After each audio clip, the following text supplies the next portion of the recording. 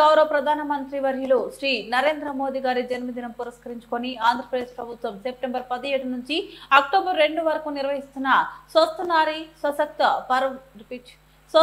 సశక్త పరివార అభియాన్ కార్యక్రమంలో భాగంగా ఈ రోజు అనగా బుధవారం లక్కవరపు కోట ప్రాథమిక ఆరోగ్య కేంద్రంలో నిర్వహించిన ప్రారంభోత్సవ కార్యక్రమంలో ఎస్కోట శాసనసభ్యులు కొల్ల లలిత కుమారి పాల్గొన్నారు. అసంక్రమిత వ్యాధుల నిమిత్తం మహిళలు స్క్రీనింగ్ టెస్టులు చేయించుకోవాలని తెలిపారు. వికసిత్ భారత్ కి ఆధారం ఆరోగ్యవంతమైన మహిళలే శక్తివంతమైన కుటుంబానికి కారణమని తెలిపారు. దేశవ్యాప్తంగా ఆరోగ్య శిబిరాలు ఏర్పాటు చేయడం జరిగిందని తెలిపారు.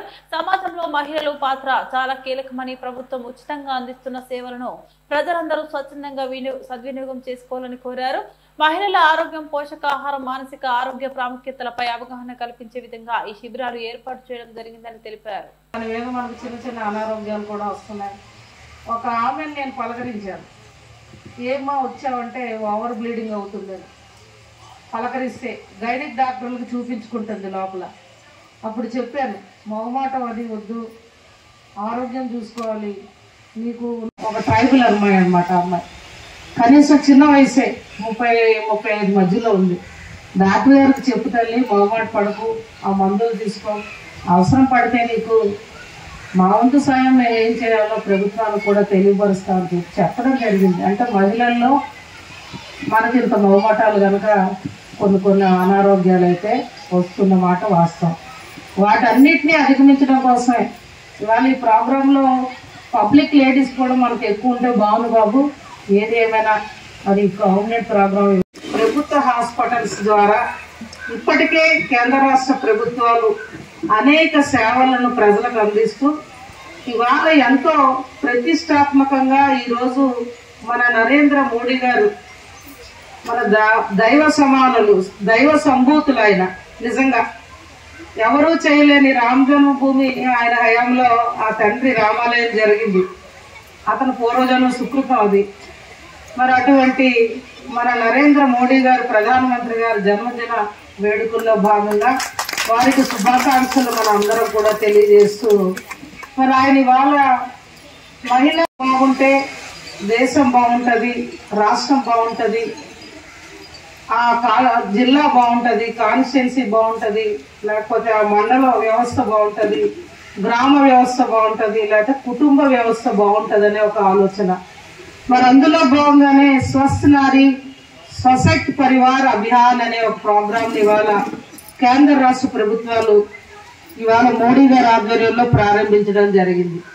మరి అదేవిధంగా రాష్ట్ర ప్రభుత్వం గౌరవ కూటమి ప్రజాప్రతినిధులందరూ గౌరవ రాష్ట్ర ముఖ్యమంత్రి వర్యులు విశాఖపట్నంలో ప్రారంభించబోతా ఉన్నారు.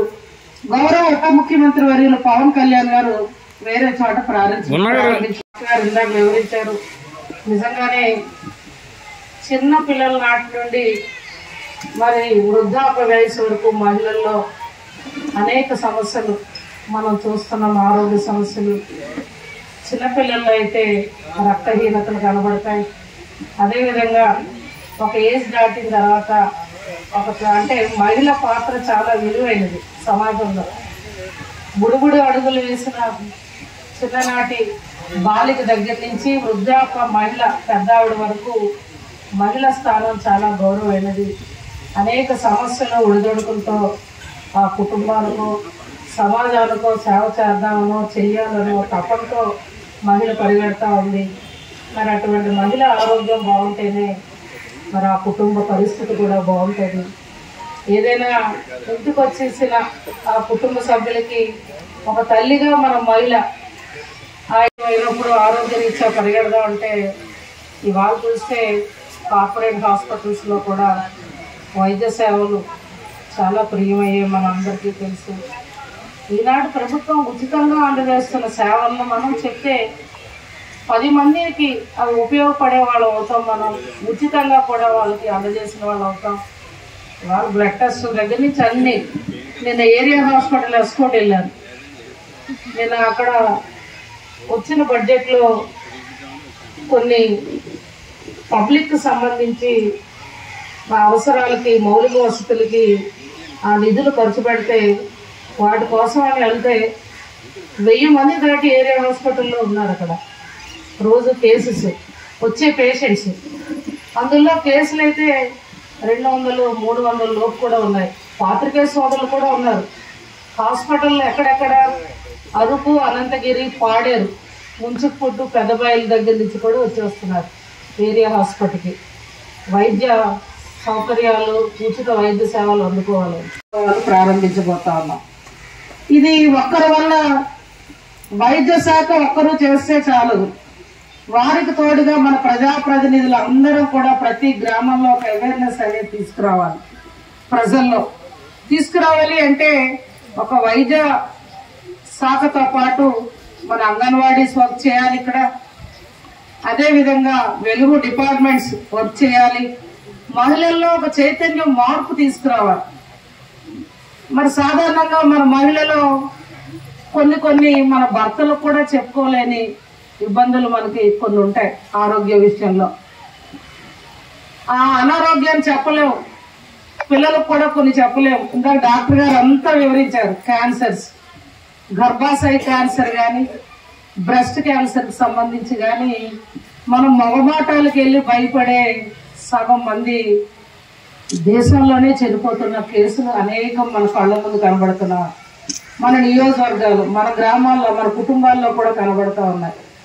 మరి వీటిల్లోనే ఇవాళ ఈనాటి కేంద్ర రాష్ట్ర ప్రభుత్వాల్లో మనలో మహిళల్లో మార్పు తీసుకురావడం కోసమే ప్రధానంగా ఇవాళ ఈ ప్రోగ్రాం అనేది నిర్వహించడం జరగబోతా ఉంది.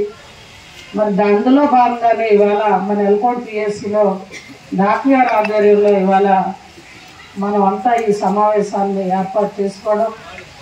డాక్టర్ గారు షెడ్యూల్ ఇచ్చారు.